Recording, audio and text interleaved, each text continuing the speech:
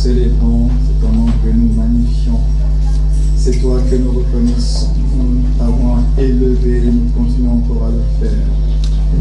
Nous pensons, Seigneur, que nous passerons cette éternité à te louer, à t'adorer, à proclamer ta sainteté. Saint, Saint, Saint est l'Éternel. La terre entière est remplie de ta gloire. Oh oui, nous proclamerons le cantique des rachetés à celui qui nous aime, qui nous a délivrés de nos péchés par son sang et qui a fait de nous un royaume de sacrificateurs pour Dieu son Père. À lui soit la gloire, l'honneur et la puissance au siècle des siècles. Oui, à celui qui nous aime, qui nous a délivrés de nos péchés par son sang et qui a fait de nous un royaume de sacrificateurs pour Dieu son Père. À lui soit la gloire, l'honneur et la puissance, la majesté au siècle des siècles. À l'agneau qui a été immolé et digne de recevoir force, honneur, gloire, domination, louange, adoration. Oui, lui qui n'a point regardé à sa réputation tant que Dieu, il a accepté de descendre aussi bas, il a accepté de se soustraire pour pouvoir être rendu semblable à nous. La Bible déclare qu'il est devenu un homme véritable. Il a participé à la chair et au sang.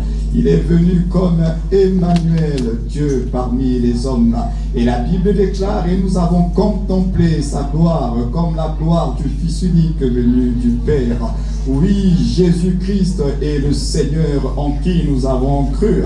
Il est le ressuscité, celui qui a vaincu la mort et qui tient entre ses mains les clés du séjour des morts. Il est le vainqueur, le triomphateur de Golgotha.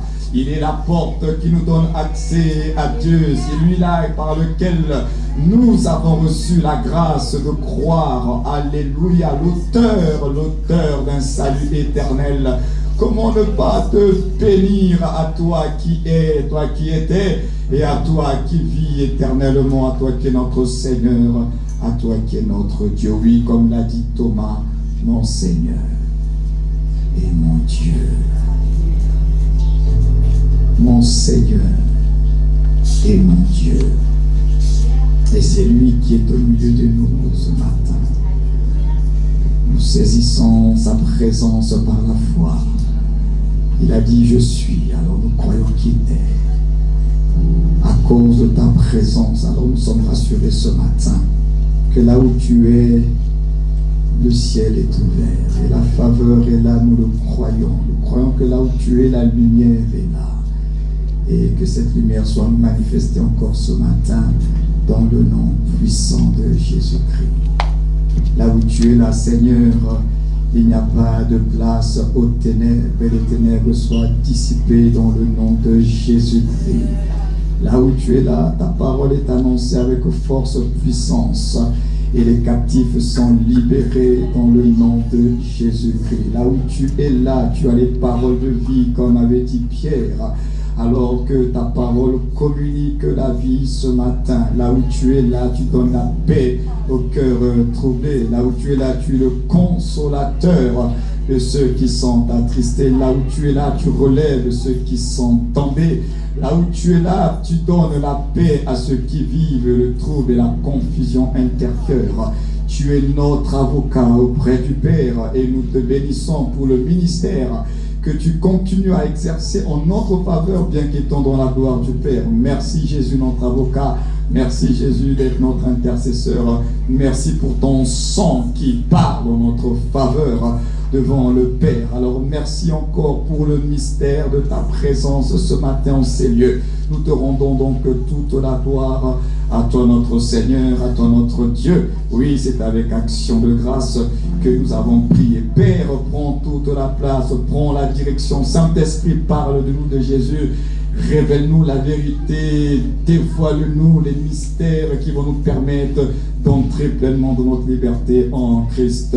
Révèle-nous le cœur du Père ce matin et donne gloire au seul nom qui est invoqué en ce lieu, Jésus, Jésus, Jésus-Christ seul. Alors prends toute la place et honore ce merveilleux nom, le nom de Jésus.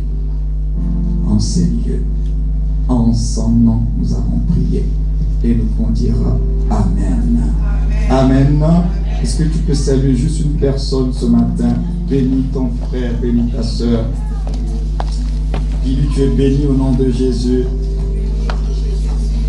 Le Seigneur a une parole pour toi.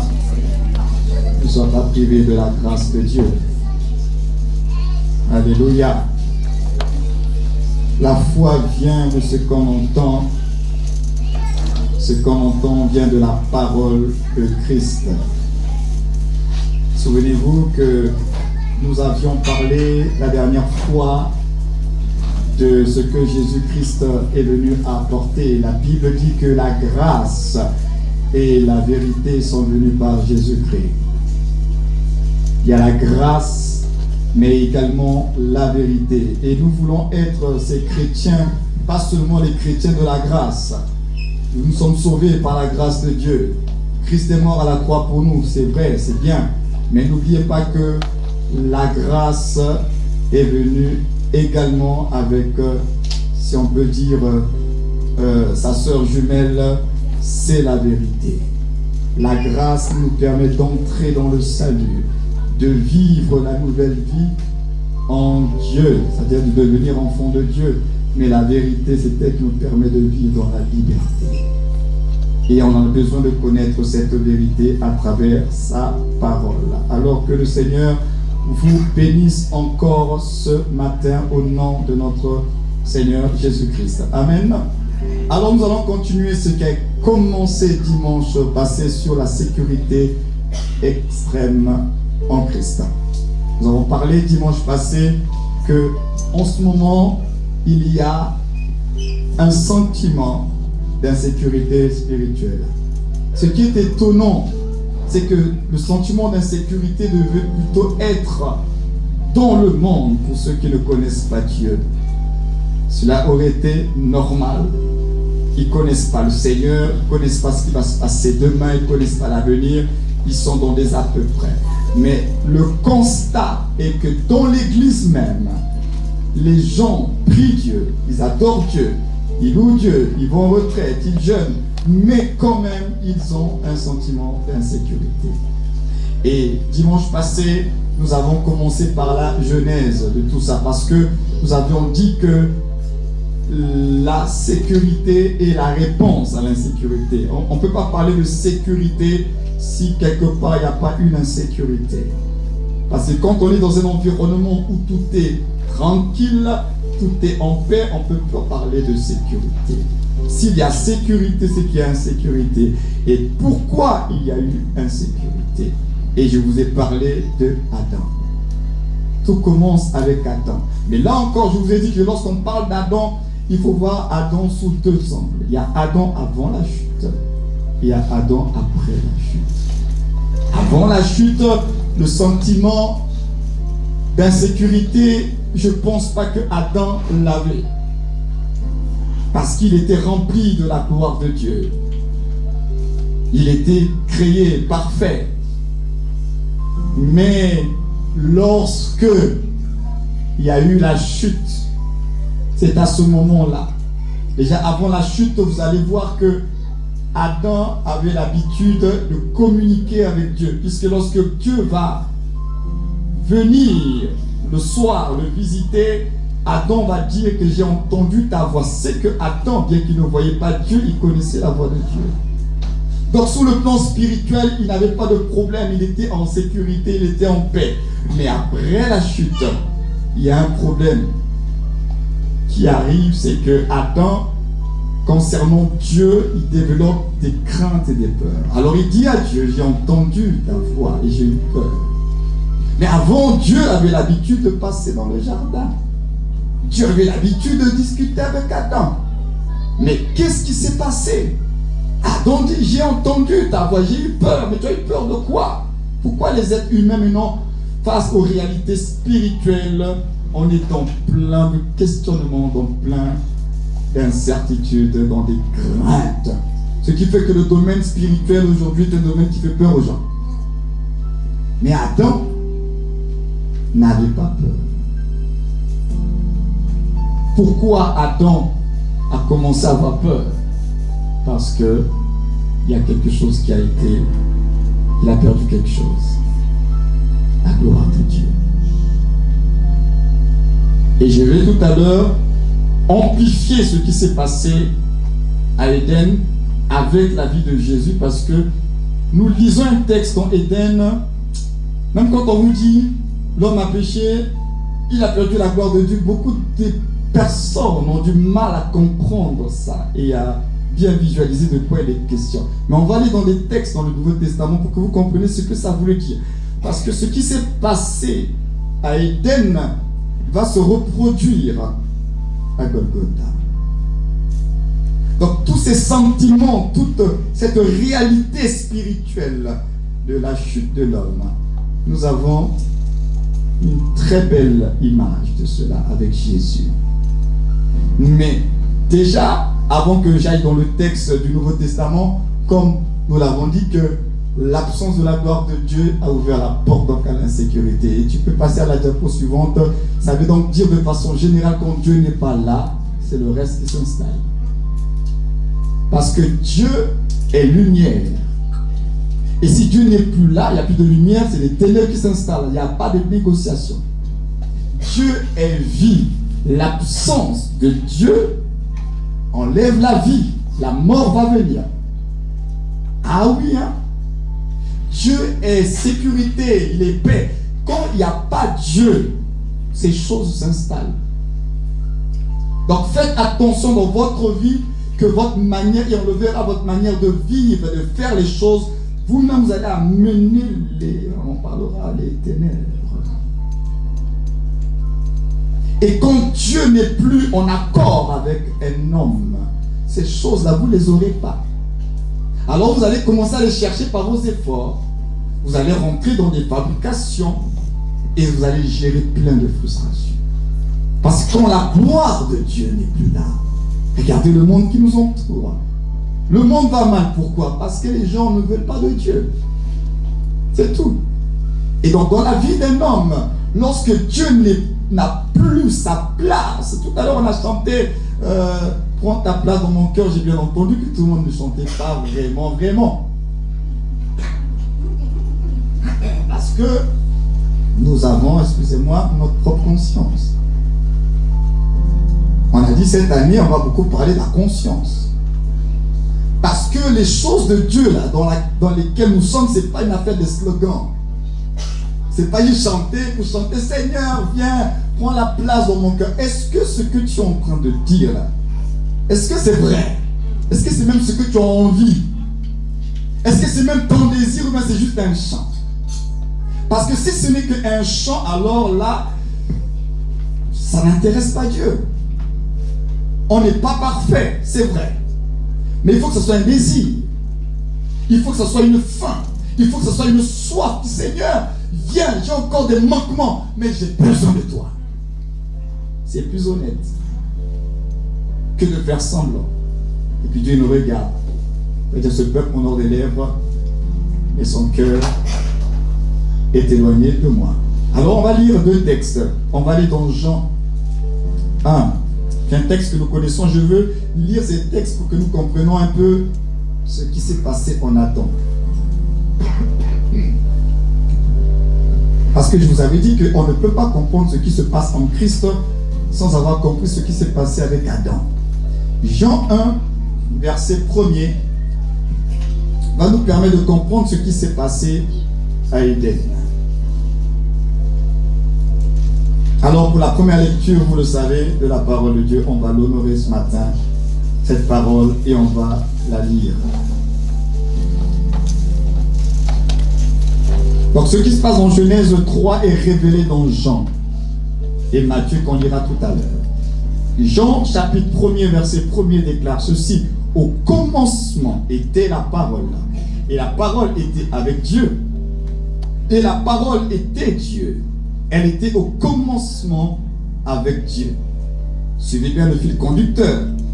Toutes choses ont été faites par elle, et rien de ce qui a été fait n'a été fait sans elle. Ici on parle de qui? De la parole, qui est Dieu lui-même. En elle, donc la parole était la vie, et la vie était la lumière des hommes. La lumière, lui, dans les ténèbres, et les ténèbres ne l'ont pas reçu. Et là, vous voyez qu'au verset 5, on personnifie la lumière et les ténèbres. On dit la lumière, donc c'est la parole, c'est le Seigneur, et les ténèbres, et c'est nous qui étions en Adam. Donc la lumière, lui, dans les ténèbres, et les ténèbres ne l'ont point reçu. Alors, on va sauter parce qu'on parle de Jean, là, au verset 6, on va directement au verset 9. Cette lumière était la véritable lumière, qui, en venant dans le monde, éclaire tout homme. Elle était dans le monde, et le monde a été fait par elle. Et le monde ne l'a point connue. Elle est venue, on parle d'une personne qui est lumière. Elle est venue chez les siens, et les siens ne l'ont point reçue. Mais à tous ceux qui l'ont reçu, à ceux qui croient en son nom, elle a donné le pouvoir de devenir enfants de Dieu, et qu'elles sont nées non du sang, ni de la volonté de la chair, ni de la volonté de l'homme, mais de Dieu. Verset 14. Et la parole a été faite chair, et elle a habité parmi nous, pleine de grâce et de vérité. Et nous avons contemplé sa gloire comme la gloire du Fils unique venu du Père. Que le Seigneur bénisse la parole pour vous asseoir. Amen. Donc quand vous lisez ce texte, vous voyez qu'on personnifie la parole à travers bien sûr la personne de Jésus. On dit que c'était la lumière qui est venue dans le monde, la véritable lumière, mais le monde qui est dans les ténèbres ne l'a pas reçu. Alors, on va lire le deuxième texte, puisque j'ai dit que ces textes-là vont nous aider à comprendre ce qui s'est passé dans Genèse. On est dans l'évangile de Matthieu 27, à partir du verset 41. Matthieu 27, à partir du verset 41, c'est aussi une séquence des Écritures que nous connaissons tous. Alors, je vais lire Matthieu chapitre 27, verset 41. Les principaux sacrificateurs et les scribes et les anciens se moquaient aussi de lui et disaient: il a sauvé les autres et il ne peut se sauver lui-même. S'il est roi d'Israël, qu'il descende de la croix et nous croirons en lui. Il s'est confié en Dieu, que Dieu le délivre maintenant, s'il l'aime, car il a dit: je suis fils de Dieu. Les brigands crucifiés avec lui l'insultaient de la même manière.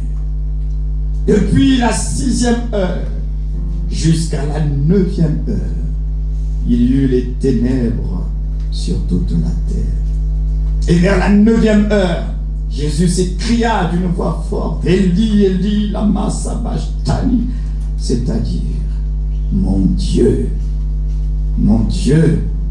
pourquoi m'as-tu abandonné? Amen. Genèse 3 est en train de se produire ici. Lorsque Adam a péché,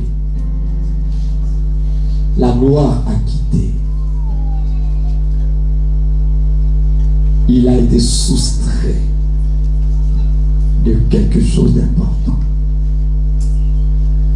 La vie de Dieu. Alors, la Bible dit dans 2 Corinthiens 7, verset 17 à 21. La Bible déclare que celui qui n'a point connu le péché, Dieu l'a fait devenir péché. Donc, ça veut dire que Jésus, de sa conception jusqu'au pied de la croix, Il était sans péché. Le Saint de Dieu. Mais à partir de la 6e heure, à la 9e heure, Dieu l'a fait devenir péché. C'est là où il a commencé à porter le péché. Et quand il a commencé à porter le péché, c'est là que la gloire de Dieu a été soustraite. Et parce qu'il est devenu, parce que la Bible dit que Dieu l'a fait devenir, il ne l'était pas. Il est devenu. Mais c'est la 6e heure. Voilà pourquoi. Or, on vient de dire dans Jean que c'est lui qui était la lumière, qui est venu dans le monde. Or, lui qui était la lumière, dès l'instant où il est devenu péché, la lumière s'est éteinte. Alors, ce qui s'est passé à Golgotha, c'était la réalité spirituelle de ce qui s'est passé à Éden. Les ténèbres se sont installées parce que la lumière s'est éteinte à cause du péché. Voilà ce que fait le péché. Lorsque le péché entre, ça, entre guillemets, ça met de l'ombre sur la lumière. Et qu'est-ce qui va rester? Les ténèbres. Pendant 3 heures, le Fils de Dieu est devenu péché. Pendant 3 heures. Il a expié, il a porté la punition de nos fautes. Il est devenu péché. Et c'est à ce moment-là qu'il a senti que la gloire n'était plus. Il a dit à Élie, Élie, lama sabachthani, Père, Père, pourquoi m'as-tu abandonné? Parce qu'à ce moment-là, la sainteté de Dieu ne pouvait plus cohabiter avec le péché. Parce qu'il s'est identifié véritablement à nous, au péché d'Adam, à ce moment-là. Il est devenu véritablement pécheur à ce moment-là. Et Dieu ne peut pas cohabiter avec le péché. Et quand Dieu ne peut pas cohabiter avec le péché, qu'est-ce qui s'installe? Les ténèbres. Or, vous savez tous que là où il y a les ténèbres, il y a l'insécurité. On se sent toujours mal à l'aise quand c'est obscur, n'est-ce pas? Même prendre une ruelle qui est obscure, tu ne te sens pas en paix. Pourquoi? Là où il y a les ténèbres, il y a l'insécurité. Quand il y a la lumière, on voit un peu plus clair. On est un peu plus en paix. On est un peu plus rassuré quand il y a la lumière. Mais quand il y a les ténèbres quelque part, on n'est pas en paix. Alors imaginez. Quand Adam a chuté, donc qu'est-ce qui s'est passé? Il perd la gloire de Dieu, la vie de Dieu. Il perd ça. Et dès qu'il a perdu cette vie de Dieu, qu'est-ce qui va automatiquement s'installer? Les ténèbres. Et lorsque les ténèbres s'installent, troisième chose, qu'est-ce qui va se passer? C'est que maintenant, l'homme se retrouve, la Bible dit que nous devenons esclaves de la chose qui a triomphé sur nous.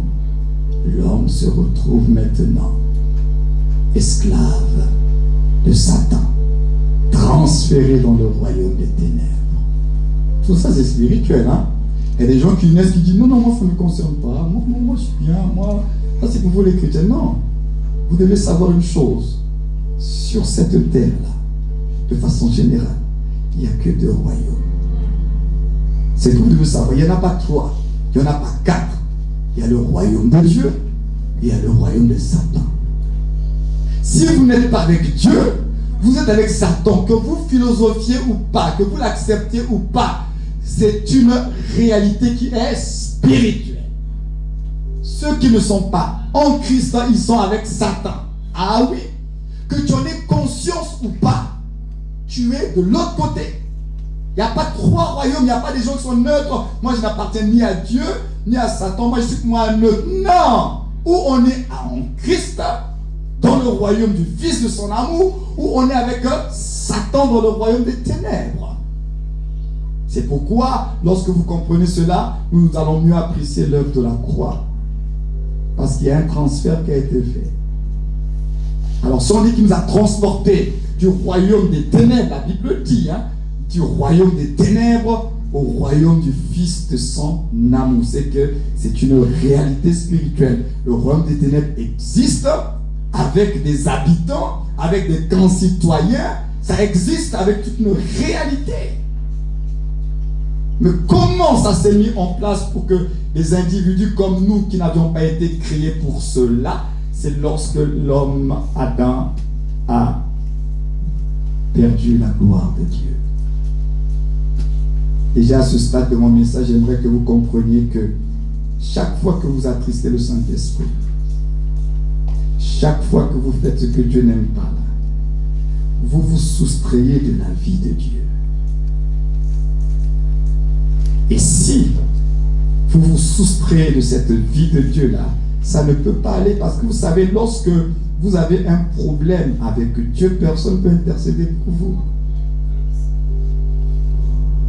Avoir un problème avec le diable, avec les hommes, tu peux prier le Seigneur, Dieu va intervenir. Mais quand c'est Dieu lui-même avec lequel tu es en problème, qui va te sortir de la situation? Parce que c'est de Dieu dont il est question. Et ça, il faudrait après une sérieuse repentance. C'est pas juste je confesse mes péchés puis on passe à autre chose. Donc, j'aimerais commencer à nous faire réaliser certaines choses ce matin. Que nous avons un adversaire, le diable, qui est le prince du royaume des ténèbres. Les ténèbres, c'est l'absence de Dieu, comme on a dit. Quand Dieu est là, il n'y a pas de ténèbres, il y a la lumière. Quand Dieu n'est pas là, il y a les ténèbres. Quand Dieu est là, il y a la lumière. Quand Dieu n'est pas là, il y a les ténèbres. Et Satan va travailler activement pour faire en sorte que ceux qui sont en Christ repartent dans les ténèbres. Il va travailler activement pour que ceux qui sont en Christ demeurent dans une position d'ignorance. Il va faire en sorte que ceux qui sont en Christ, ils sont en Christ, mais ils vivent comme des gens qui sont dans le royaume des ténèbres. Et comme je viens d'anticiper, on va voir certaines sources qui nous amènent dans les ténèbres. Parce qu'on parle de sécurité. Mais avant de parler de sécurité, ces éléments ils sont importants.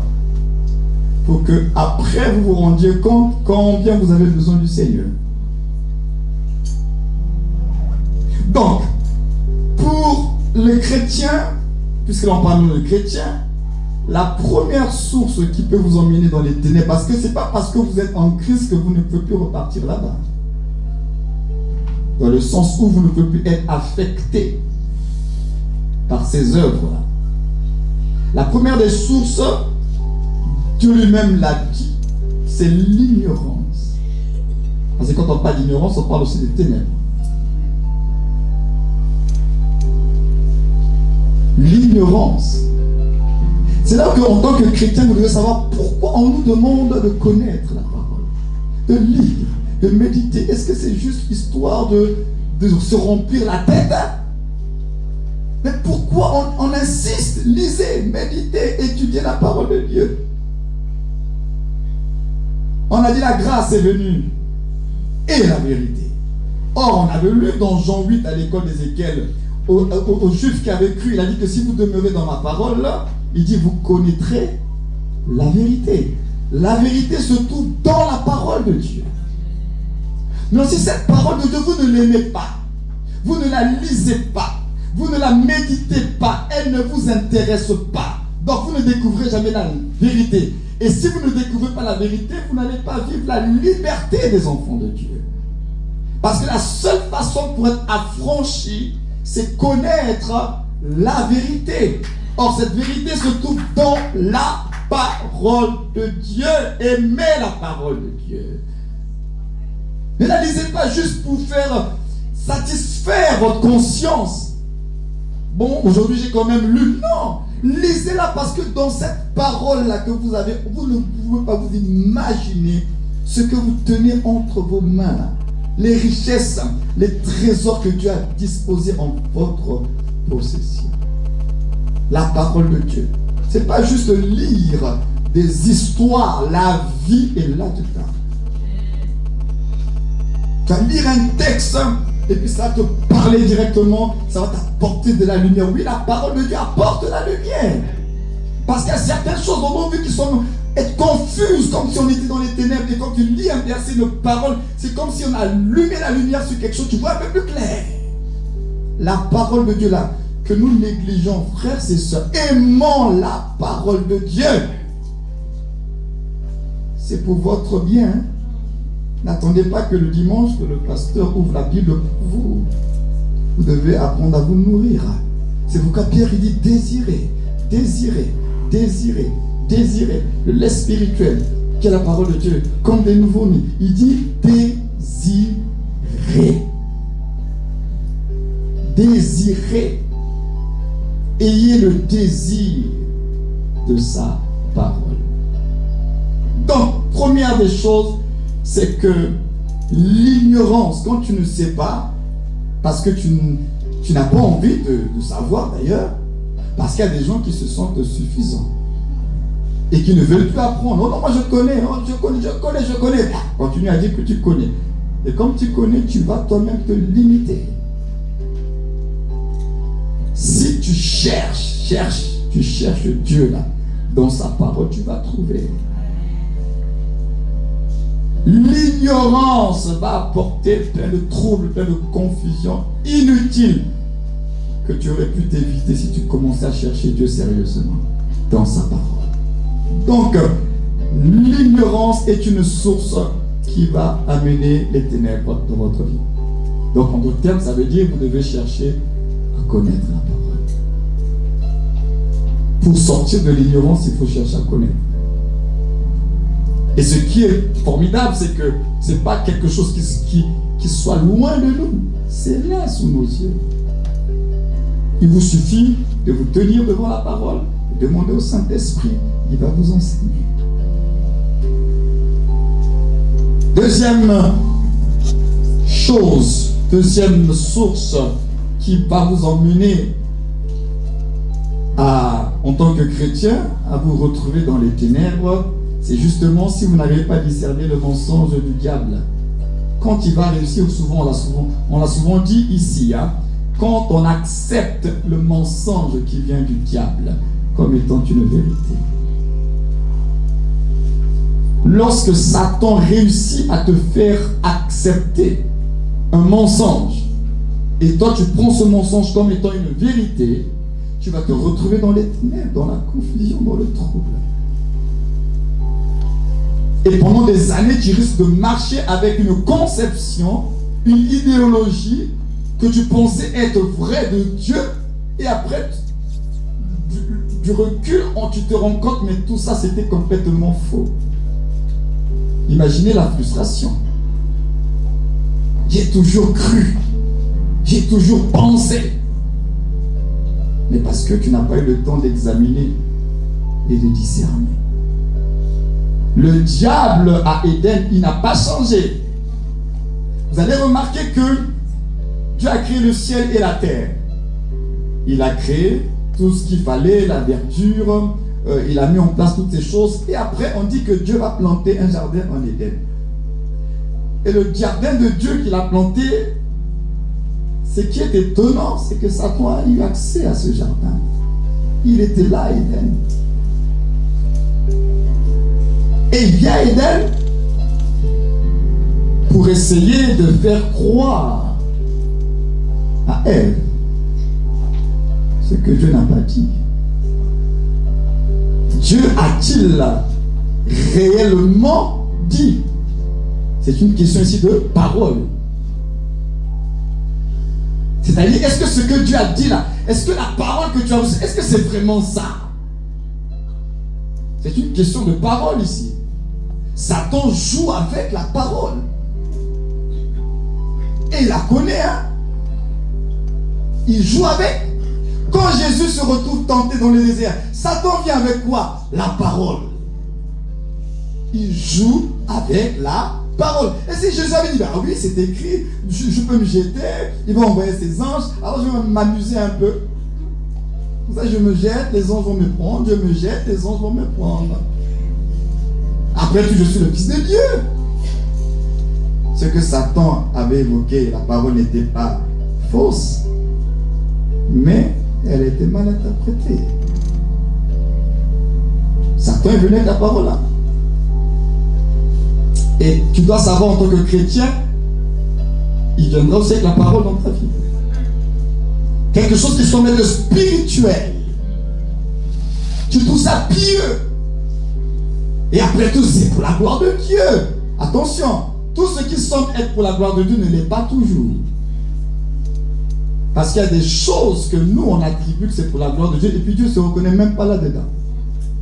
Mais nous, on dit quand même c'est pour la gloire de Dieu. Ça ne marche pas comme ça.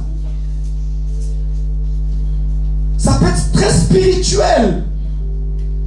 Mais dans le fond, c'est l'ennemi de nos âmes qui a orchestré tout ça. Comme on peut faire plein d'activités spirituelles et Dieu n'est même pas là-dedans. Mais on dit on a fait ça, c'était pour la gloire de Dieu. Alors que c'était pour notre propre ego. David a commis une maladresse, mais c'était le diable. La Bible dit que c'est Satan qui va l'inspirer. David va dénombrer le peuple d'Israël. On dit Satan l'inspira. Il va dénombrer le peuple d'Israël et puis Dieu va se fâcher, Dieu va frapper David. Parce que on a dit Satan va l'inspirer à faire le dénombrement.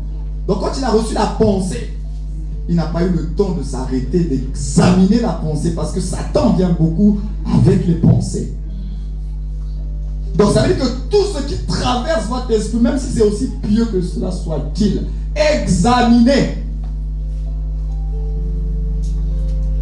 David a écouté cette pensée, il a fait le démembrement et Dieu l'a frappé parce qu'il n'avait pas le droit, c'était pas lui de le faire. Donc la deuxième source, c'est le fait d'accepter le mensonge de Satan comme étant une vérité. Parce que vous devez savoir que si la vérité nous libère, alors le mensonge nous rend captifs, esclaves.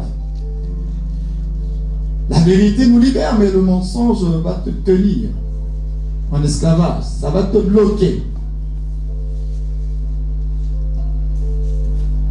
Donc c'est important pour nous de comprendre sur la troisième source. Moi je pose juste un cadre parce que le pasteur France viendra pour meubler tout ça. Moi je pose un cadre. Troisième source qui va emmener que vous vous retrouvez dans les ténèbres. Tout à l'heure on a parlé de cela. C'est lorsque vous cédez à la tentation et que vous péchez. Parce que la tentation c'est pas un péché. Hein. C'est quand vous cédez à la tentation que vous péchez. Quand tu es tenté, tu n'as pas péché encore. Hein. C'est Satan qui cherche par tous les moyens à t'amener au péché. Donc la tentation n'est pas un péché. C'est quand tu cèdes à la tentation, parce que la tentation, elle est extérieure à toi, elle ne vient pas de toi, elle vient de l'ennemi. Mais qui va travailler en fonction de tes désirs cachés. Parce que Satan ne va pas te tenter avec une chose que tu n'aimes pas. Il sait que là, tu as encore des faiblesses, il va venir sur ces choses-là. Parce que là où tu as été vainqueur, il ne viendra pas là-bas. Il va, on dit chacun, Jacques dit, chacun est attiré par sa propre convoitise. C'est ce que dit Jacques. Donc les tentations, en fait, c'est vous-même qui les appelez. Ce sont vos convoitises qui amènent les tentations. Ça ne vient pas tout seul, hein? C'est vous-même. Vous donnez de la matière à l'ennemi de vous servir ce qui est en vous là. Donc quand tu cèdes à la tentation que tu tombes dans le péché, or vous savez que le péché nous soustrait de la faveur de Dieu. Cédez à la tentation, faites attention aux tentations. Si vous cédez à la tentation, vous allez vous retrouver dans des véritables problèmes. Parce que le péché attire le diable. Hein? Ah oui, sous toutes ses formes. Hein? C'est-à-dire qu'un péché non confessé vous mettra dans des gros problèmes. Hein? Parce que Satan, quand il réclame pas toujours dans le vide. Hein? Souvent, quand Satan réclame, c'est qu'il y a un droit quelque part. Sachez que quand vous péchez, vous lui donnez le droit de réclamer des choses dans votre vie. Donc ne jouez pas avec le péché. Peut-être qu'on ne vous a pas bien expliqué ce que c'est le péché, même par rapport aux réalités spirituelles. Quand vous péchez et que vous ne prenez pas soin de confesser vos péchés, de remettre de l'ordre, vous donnez un droit, vous réarmez le diable contre vous. Donc ce n'est pas minimiser le péché. Le péché a des conséquences énormes dans la vie du chrétien. C'est pourquoi la Bible dit que si tu confesses tes péchés, parce que Dieu sait que dans des faiblesses, tu peux te retrouver, tu trébuches. Mais il dit que tu dois confesser et délaisser l'affaire de péché. Ne joue pas avec ça. Parce que si tu veux que Satan soit réarmé pour te faire du mal, reste dans le péché. Si tu veux qu'il continue à réclamer là, reste dans le péché. Et il va bien réclamer dans ta vie des choses. Parce que tu es dans le péché, que tu minimises le péché. Frères et sœurs, ne jouons pas avec la chose qui a emmené le plus élevé à descendre aussi bas. Il a quitté les cieux, porté notre humanité, subi cette injustice humaine, mourir de cette façon-là à cause du péché. Donc ne jouons pas avec le péché, quel que soit son nom et sa forme. Un péché reste un péché. Que ce soit un mensonge, un compromis, adultère, ça reste un péché. Pour Dieu, il n'y a pas de petit, il n'y a pas de grand péché. Un péché reste un péché.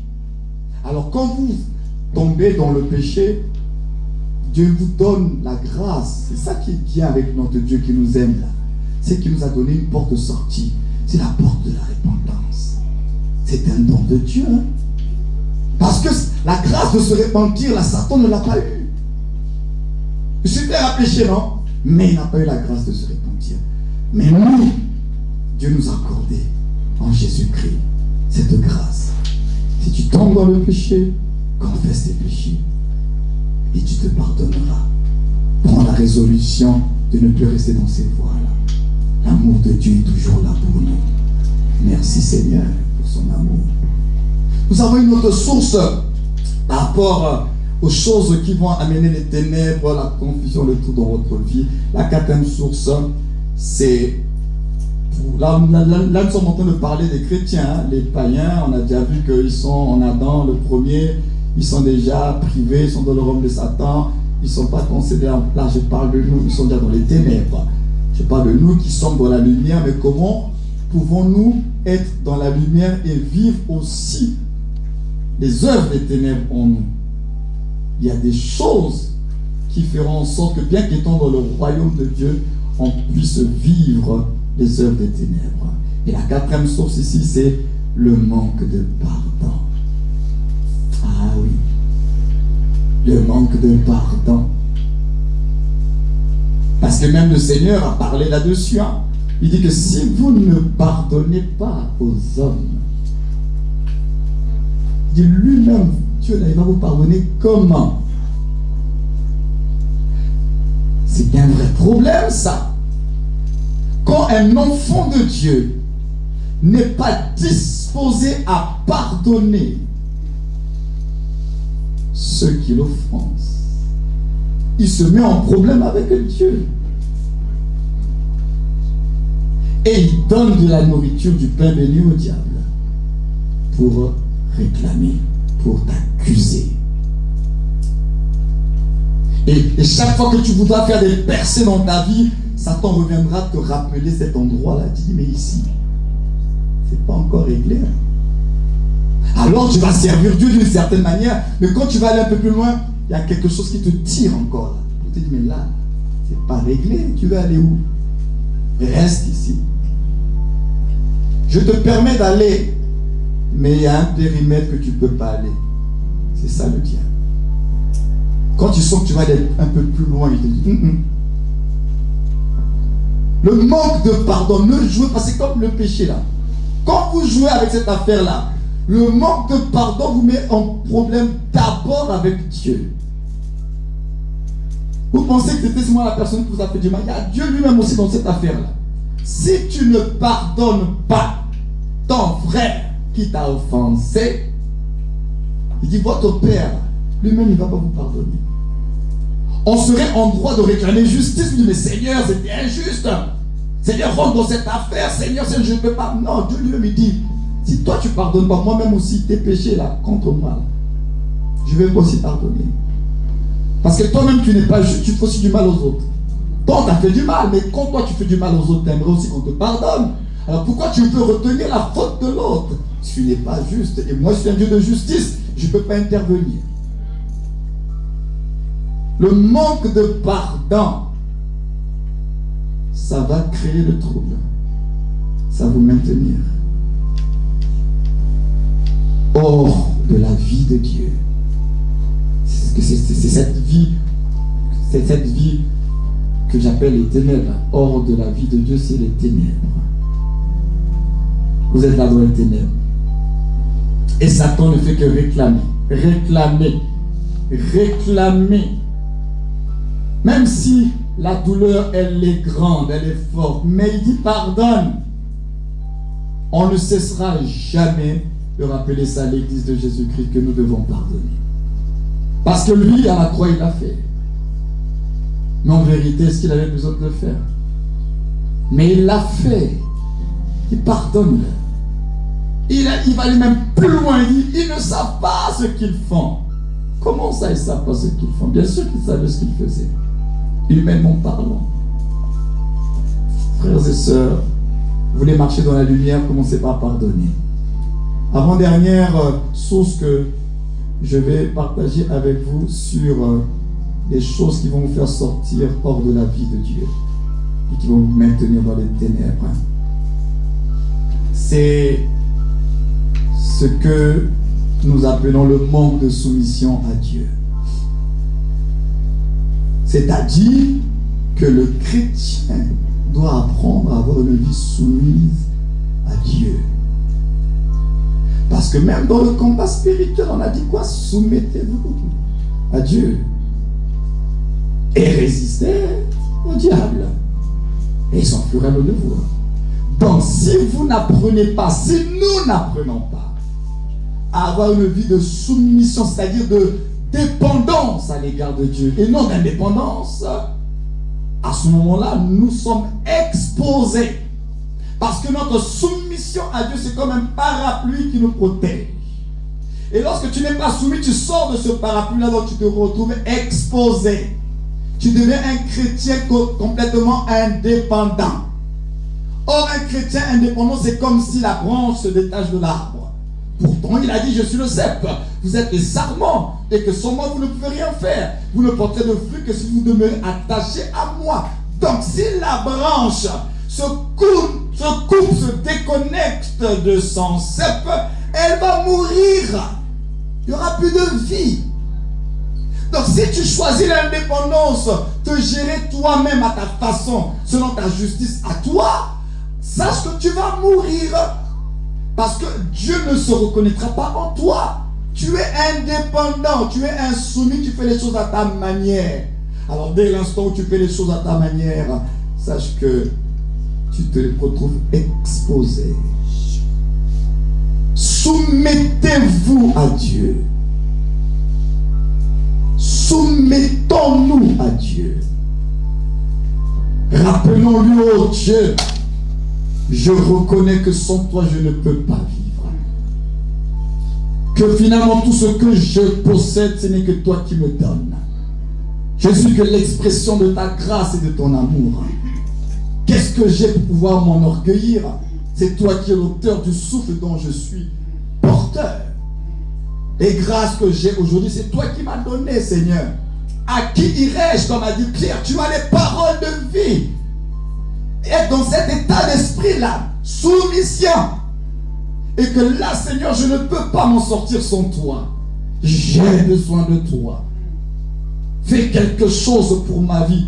Je ne veux pas me battre seul. Je ne veux pas lutter avec mes capacités parce que je reconnais que je n'ai aucune force, aucune capacité propre à moi-même. Mais je crois que tu es ma capacité et que je puis tout par celui qui me fortifie. Oui, je confesse que l'Éternel est mon aide. L'Éternel est mon appui. L'Éternel est mon rocher fortifié. Voilà le genre de prière d'un homme, d'une femme qui est soumis à Dieu. Qui ne cherche pas à prouver à Dieu. Parce que vous n'avez rien à lui prouver. La vie chrétienne, ce n'est pas chercher à prouver à Dieu qui est le meilleur enfant de Dieu. On n'est pas là pour prouver quoi que ce soit. Il sait de quoi tu es fait. Il connaît tes forces, il connaît tes faiblesses. Tu n'es pas là pour le prouver, pour gagner plus de son amour, plus de sa considération. Parce que Dieu n'a pas commencé à t'aimer maintenant que tu es enfant de Dieu officiellement. Quand tu étais pécheur, c'est là que Dieu t'avait aimé. Dieu t'aimait quand tu étais pécheur, au moment où tu ne l'aimais pas. Au moment où tu ne le cherchais pas. Au moment où tes œuvres parlaient contre Dieu. Dieu t'aimait comme ça. Maintenant que tu deviens son enfant, quelles sont ces œuvres-là? Il va t'aimer plus. Tu n'as rien à faire pour gagner l'amour de Dieu. C'est lui qui t'aime. Et toi, tu comprends cet amour et puis tu réponds favorablement à l'amour de Dieu. C'est tout. Tu n'as rien à lui prouver. Il n'a pas besoin que tu lui prouves quoi que ce soit. C'est pourquoi il est venu lui-même faire l'œuvre pour nous. C'est pas nous qui leur dit Seigneur, viens mourir, viens nous sauver. Non, non, non, c'est lui-même qui prend la résolution. C'est le dessein qu'il avait conçu en lui-même de sauver le monde. C'était pas nous, hein. C'était le dessein de Dieu. Il n'a pas aimé des aimables. Il n'a pas aimé des justes. Il a aimé des injustes. Des coupables, des meurtriers, des sorciers, des mages. Il avait toutes ces personnes-là. L'amour de Dieu est un mystère. Soumettons-nous à Dieu, montrons-lui que nous sommes dépendants. Montrons-lui que nous avons compris cette image. Il a pris une image pour nous faire comprendre la réalité du cèpe et du sarment. Montrons-lui que oui, nous sommes que des simples sarments. Et que tout ce que nous pouvons produire comme fruit, en fait, c'est grâce à son assistance. Parce qu'on est attaché à lui. Reconnaissons qu'il est la source de toutes nos ressources. Si tu as ce que tu as, la santé, le travail, le mariage, les enfants, tout ce que tu as là, ça vient de Dieu, c'est la grâce. Tu ne dois rien à personne. Et quand tu te tiens devant lui, tu n'as rien à lui dire, Seigneur, moi, c'est à cause de ça. Donc tu dois aussi me respecter. Qui es-tu? Il va te respecter en vertu de quoi? Il dit, de qui suis-je le débiteur? Il dit, quand il a créé le monde, qui a été son conseiller? Il dit, je ne dois rien à personne. Il dit, l'or et l'argent m'appartiennent. Maintenant, nous, on veut montrer à Dieu qu'on est des quelqu'un, non, on est personne. Et je vais terminer par cette sixième plutôt source. Il y en a plusieurs de ça, ce sont les plus sensibles que j'ai touchés. Et ça mériterait plusieurs développements, mais ça, ceci, je l'ai gardé pour la fin. Pourtant, j'ai pu commencer par elle. C'est la désobéissance. Lorsque tu es un enfant de Dieu qui marche perpétuellement dans la désobéissance à Dieu, tu n'obéis pas, tu ne pratiques pas la parole de Dieu. Sache que la désobéissance va ouvrir les portes. Le diable, on n'a pas toujours besoin de lui dire viens de façon officielle avec un courrier.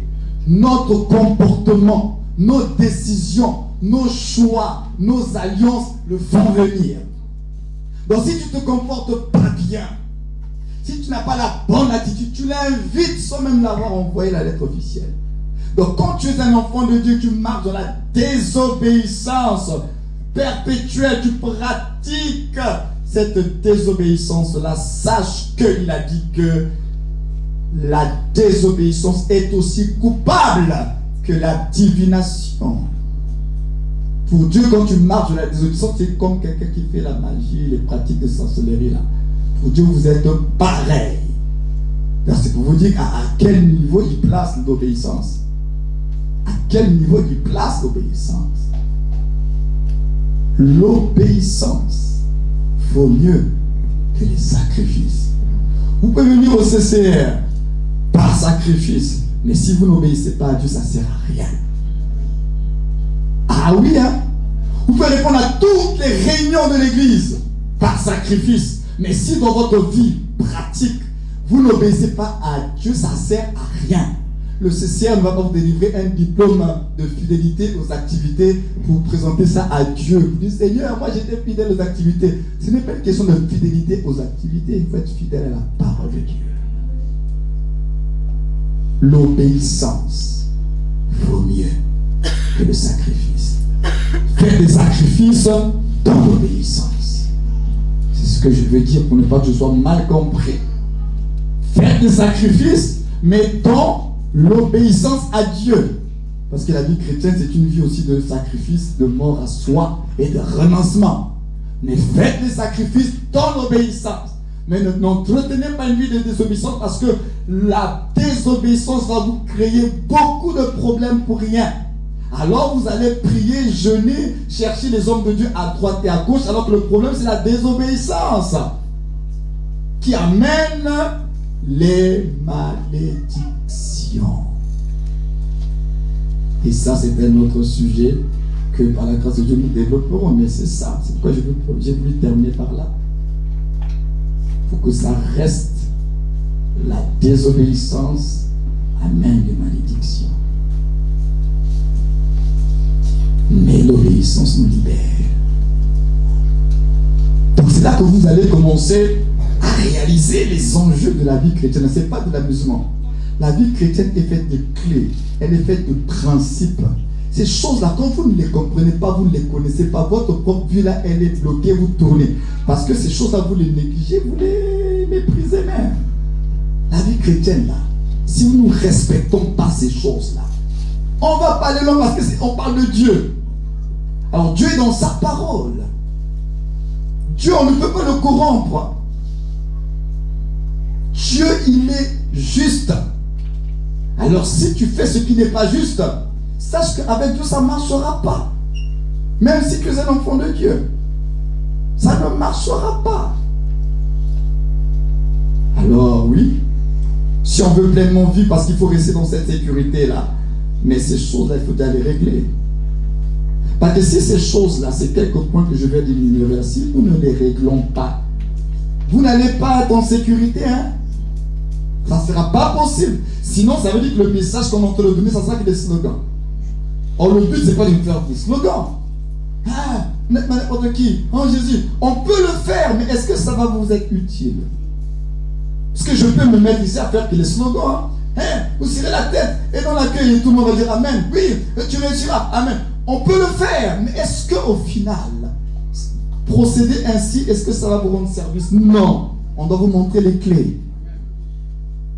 Maintenant, dans ces clés-là, vous allez devoir payer le prix de vous conformer à la parole de Dieu.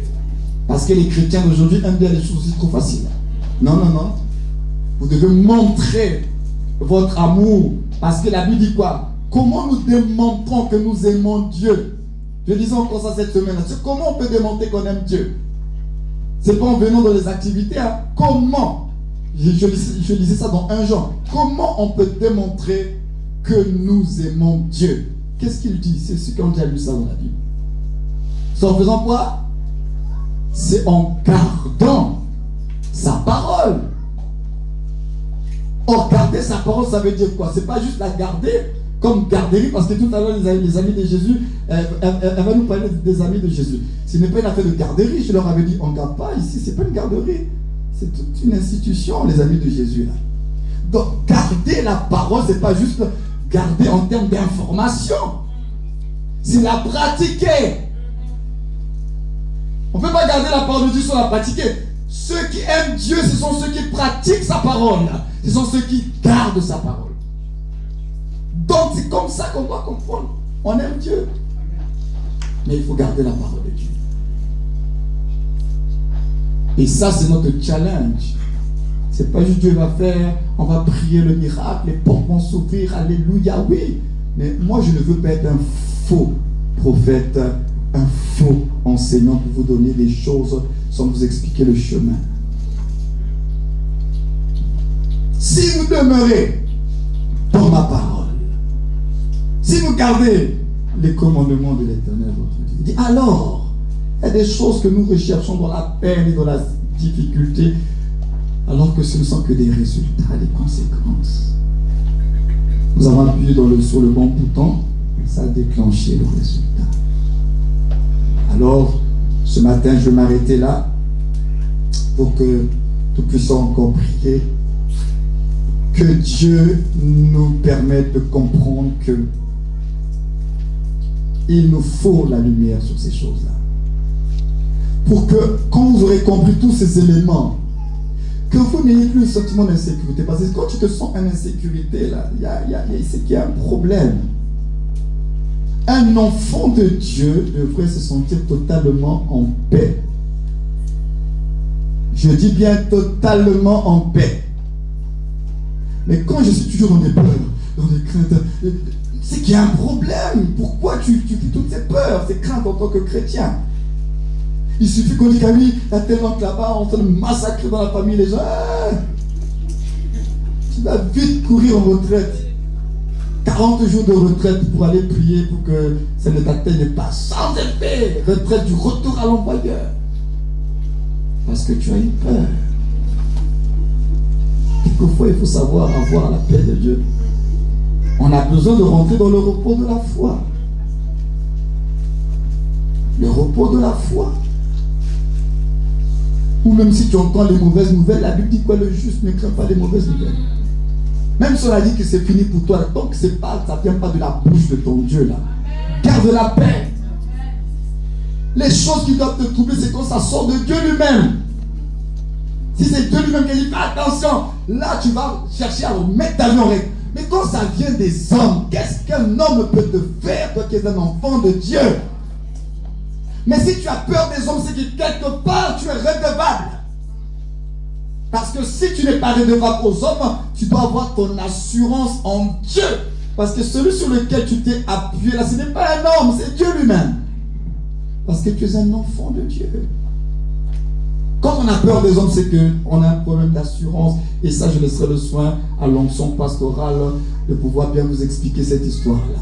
C'est qu'il y a un problème d'assurance. Même de votre propre salut. Juste à se poser la question, est-ce que même je suis sauvé? Et comment je me suis retrouvé dans la maison? Parce que dans une maison, on peut y entrer par la fenêtre aussi. Une maison n'a pas que des portes et des fenêtres. Il y a la porte aussi de derrière. Tu peux rentrer et tu es dans la maison. Mais nous voulons être sûrs que nous sommes légitimes. Tant que tu es légitime, le diable n'aura aucun pouvoir sur toi. C'est quand tu es dans l'illégalité, il va profiter pour réclamer.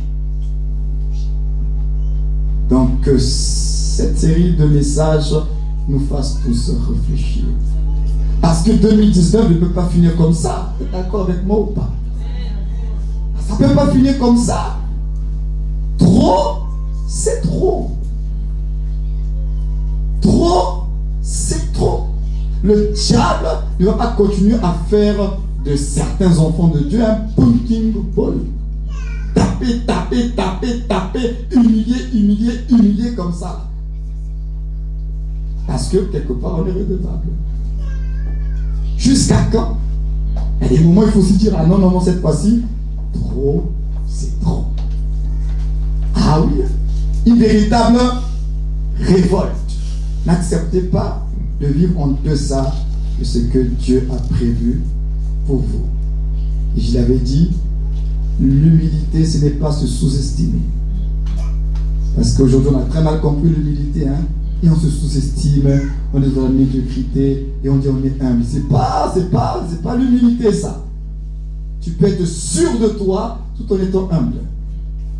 Donc l'humilité, c'est pas te mépriser. Comme on l'a vécu il y a certaines années, avec ce que nous recevions comme les enseignements au pays, avec nos papas du pays là, on nous a mal enseigné ces choses-là. Au point les chrétiens manifestaient la spiritualité, on était un peu comme sale, négligé. Et on dit que ça c'est un homme spirituel. On vous a dit que la spiritualité c'est sale et négligé. Et quand je commence un peu à t'habiller, ah, l'orgueil. Non, c'est pas l'orgueil. Parce que c'est un état d'esprit, ça se passe dans le cœur. Que Dieu nous aide, on va se mettre debout, on va prier. Que Dieu nous aide. Que Dieu nous aide. Trop, c'est trop. Alors tu vas te lever, tu vas encore parler. On a commencé l'année dans le feu, on ne va pas faire éteindre ce feu-là. Ah oui, oui, oui, oui, oui. Nous voulons que les choses bougent dans nos vies personnelles. Parce que finalement, si toi tu as le feu à la maison et que moi j'ai le feu à la maison, lorsqu'on arrive ici, c'est un rassemblement des feux. Alors ça va embraser. C'est pourquoi moi je veux que ces enseignements-là allument le feu d'abord de façon individuelle. Que chaque rencontre, réunion, chacun vienne avec le feu. Tu viens avec ton feu, un grand feu va s'allumer et les œuvres des ténèbres ne subsisteront pas parce que c'est un rassemblement des feux. La Bible déclare, il fait de ses serviteurs des flammes de feu. Je veux être cette flamme de feu en 2019 afin que mon feu ne s'éteigne pas. Je veux être un buisson ardent, un feu qui brûle mais qui ne s'éteint point. Un buisson ardent. Je prie qu'en 2019 que nous soyons des buissons ardents, un feu qui brûle, qui ne s'éteint pas, quels que soient les combats, quelle que soit l'adversité, ton feu continue à brûler, quelles que soient les décisions, quel que soit tout ce qu'on peut dire sur toi, le feu continue à brûler, quelles que soient les humiliations, quel que soit le rejet, quel que soit le mépris, le feu continue à brûler. Quel que soit ce que les hommes vont dire, le feu continue à brûler. Quel que soit ce que tu vis dans ton foyer, quel que soit l'état de ton mari, quel que soit l'état de tes finances, le feu doit continuer à brûler comme le buisson ardent de Moïse. Alors oui, tu dois être déterminé cette année, ton feu doit brûler. Il doit brûler. Le feu de Dieu doit brûler en toi. Il fait de ses serviteurs des flammes de feu. Laisse-toi embrasser par le Saint-Esprit. Demande-lui, Saint-Esprit, je veux que tu embrases ma vie. Je veux que tu me purifies, Saint-Esprit. Cette année 2019, purifie ma vie. Véritablement, va jusqu'aux profondeurs, va jusqu'à la source de tout ce qui m'empêche d'aller plus loin. Purifie-moi. Touche-moi de façon particulière. Que ton feu m'embrase. Que je sois un homme, une femme enflammée. Enflammée. Les gens ne comprendront pas. Malgré tes combats, malgré l'adversité, tu gardes la joie du Seigneur. Tu gardes la paix du Seigneur. Mais qu'est-ce qui s'est passé? Pourquoi elle garde la joie? Pourquoi elle garde la paix? Pourquoi sa tête est toujours relevée? Parce qu'un feu a commencé à brûler en toi. Et il ne s'éteindra pas. Il ne s'éteindra pas si et seulement si tu veilles à garder la parole, à veiller, à pratiquer la parole de Dieu. Cette année, il se produira des accouchements, il se produira des percées spirituelles, il se produira des tremblements de terre spirituels, des chamboulements. Parce qu'un homme et une femme a décidé de se lever pour que les choses changent. Parce qu'un homme et une femme a décidé de se lever pour que sa vie avance. Parce qu'un homme et une femme a décidé pour que les choses changent. Et tu es cet homme, tu es cette femme, ne te sous-estime pas. Tu es un enfant de Dieu, tu es béni de Dieu. Tu es aimé de Dieu, tu es accepté de Dieu, les promesses sont pour toi, l'héritage c'est pour toi, la vie éternelle c'est pour toi, le Saint-Esprit c'est pour toi. Oui, tu es un fils de Dieu, il n'en sera pas autrement. Un feu doit brûler et tu dois entretenir ce feu-là. Un feu doit brûler, l'Esprit de Dieu, l'Esprit de Dieu, l'Esprit de Dieu, compte sur lui. Compte sur lui cette année 2019, un feu doit brûler. De telle sorte que même quand tu marches au milieu de tes ennemis, ils ne comprennent pas. Tu les mets mal à l'aise. Tu les mets mal à l'aise. Ils ne supportent plus ta présence. Ils ne supportent plus ta compagnie. Parce qu'il y a un feu. Il y a un feu qui a commencé à brûler en toi. Ils sont mal à l'aise. Ils commencent à te fuir. Ils ne te supportent plus. Parce qu'il y a un feu qui est en toi, qui a brûlé. Alors ne sois pas étonné. Lorsque tu vas commencer à faire ces choses-là, oui, ne sois pas étonné, ils ne supporteront pas. Les ténèbres ne supportent pas la lumière. Les ténèbres ne supportent pas la lumière. Laisse l'œuvre intérieure du Saint-Esprit s'accomplir Accepte de mourir pour que Christ vive à travers toi. Comme Isaac, va sur l'autel. Va sur l'autel comme Isaac. Ils vont se moquer pour un peu de temps. Mais ils ne savent pas que sur l'autel, c'est un autel particulier. C'est un autel où les morts sont ressuscités.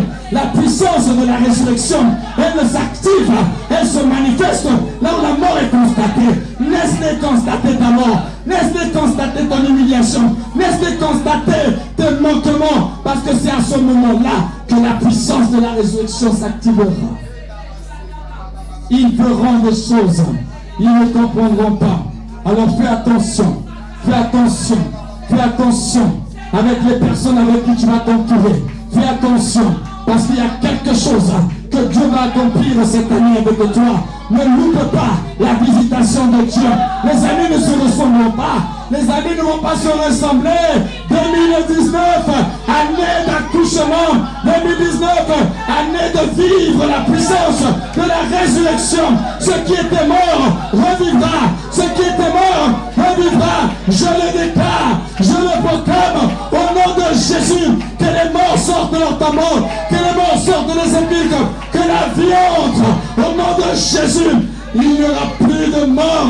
Il n'y aura plus de mort prématurée dans tes projets, dans tes affaires, dans ton foyer, au nom de Jésus-Christ. 2019, année où des hommes et des femmes doivent prendre position. Tu dois te positionner comme un enfant de Dieu, pas comme n'importe qui. Tu dois te positionner dans la vérité. Dans la vérité, tu dois te positionner. Et à cause de la vérité, le mensonge du diable n'aura aucun effet sur toi. Année de la conscience et du positionnement. Positionne-toi par rapport à la vérité. Tu entendras des messages, tu entendras des enseignements. Écoute comme écoute un disciple pour pouvoir saisir la vérité. Et cette vérité-là, elle te permettra, comme l'épée de l'esprit, d'avoir à repousser tous les mensonges du diable. Ne loupe pas l'opportunité que Dieu te donne en cette année 2019 de vivre de progrès en progrès, de vivre de gloire en gloire, de vivre de profondeur en profondeur. C'est possible. Je suis en train de dire que c'est possible. C'est possible qu'un chapitre nouveau commence. On a parlé d'une saison nouvelle. Alors je crois que c'est possible. Je crois que c'est possible. Je crois que c'est possible. Pour toi qui es là ce matin, toi qui aimes le Seigneur, toi qui vas aller loin avec Dieu, je crois que c'est possible que cette année ne ressemble pas à l'année passée. Je crois que cette année, un grand ménage se fera dans ta vie. Tu feras un grand ménage et tu verras comment Dieu va te visiter parce que tu auras accepté de mourir à toi. Ne te vois pas avec tes yeux physiques. Vois-toi comme Dieu te voit. Tu es un enfant de Dieu. Tu es béni de Dieu. Tu es héritier de Dieu.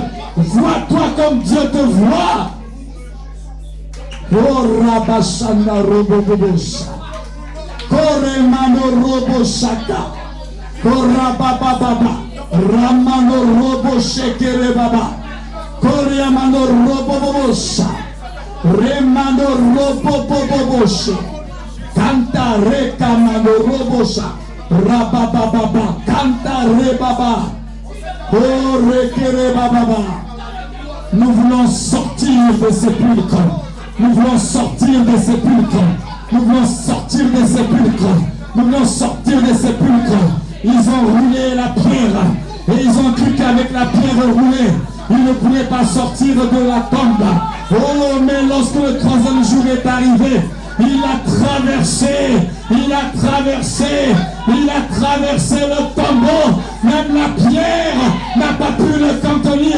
C'est ça la puissance de la résurrection. Lorsqu'elle est active, tout devient un sujet d'étonnement. Tout devient un sujet d'étonnement. Les gens ne comprendront pas. Mais on avait vu ça dans sa vie. Mais tout est déterminé. Mais comment il a fait? Comment elle a fait pour rebondir pour être encore là, parce qu'ils ne savent pas que celui qui est en Christ, il a en lui une puissance qui sommeille, qui dort en vous et qui n'a d'autre que pour être activé que tu meurs à toi-même, pour libérer la puissance, tu dois mourir à toi-même. Ne regarde plus à toi, mais regarde à Christ qui vit en toi. Ils vont se dire, mais comment la pierre a été roulée? La pierre a été roulée parce que c'est un fils de Dieu. Oui, je crois. La Bible me dit que la création attend avec un ardent désir la manifestation, la révélation des fils de Dieu. Alors si je suis un fils de Dieu, alors le monde qui m'entoure attend ma manifestation, attend ma révélation. Alors ils ne seront pas surpris parce que je suis un enfant de Dieu. Tu es un enfant de Dieu. Les choses qui t'arriveront en cette année 2019, ce sont des choses normales. Parce qu'un enfant véritable de Dieu est un enfant qui suscite l'étonnement, la révélation des fils de Dieu. Alors je veux être en 2019 parmi ces hommes qui vont faire partie de ceux qui ont révélé la vie de Dieu. L'étendard, le porte-étendard de sa gloire, esclave de sa volonté, esclave de Jésus-Christ, vase pour le Dieu Tout-Puissant. Il n'en sera pas autrement.